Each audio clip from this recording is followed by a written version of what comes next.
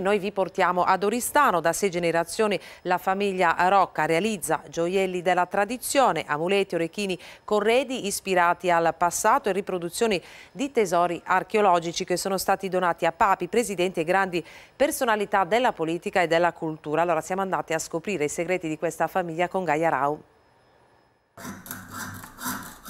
Sto realizzando degli orecchini per il corredo di Eleonora d'Arborea. Le loro prendas sono state donate a papi, presidenti e manager internazionali. Da 6 generazioni, nel laboratorio di Pierluigi Rocca e di suo padre Nanni, nel centro di Oristano, si tramanda quella che più che una tradizione artigiana è un vero e proprio rito.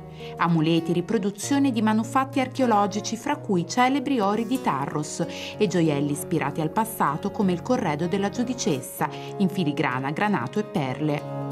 Questo è un gioiello particolare perché appartiene alla tipologia domino, quindi il gioiello con la pietra rossa della padrona di casa.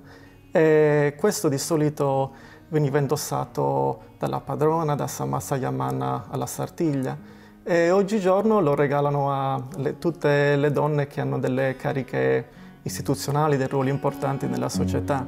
Pezzi unici, nessuno dei quali identico all'altro, che dicono molto delle donne che li indossano. Raccontano delle donne fiere, delle donne che volevano far vedere la loro importanza in una società che, ricordiamo, era matriarcale.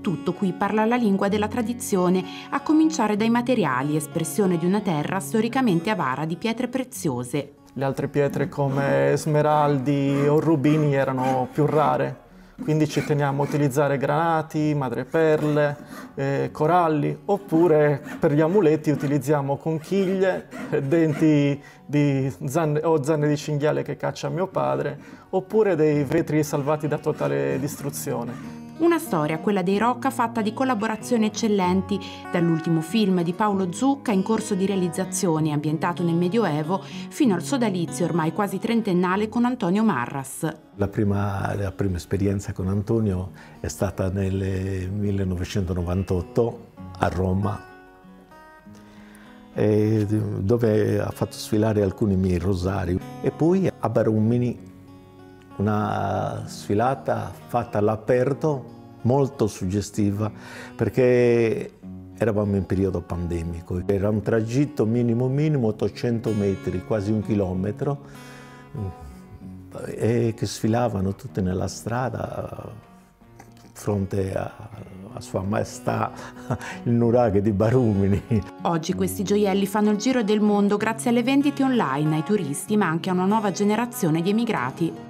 I giovani sardi che adesso lavorano all'estero, loro vogliono regalare alle nuove famiglie straniere i gioielli della tradizione sarda, però vogliono selezionare perché si sono accorti che abbiamo un patrimonio culturale da salvaguardare.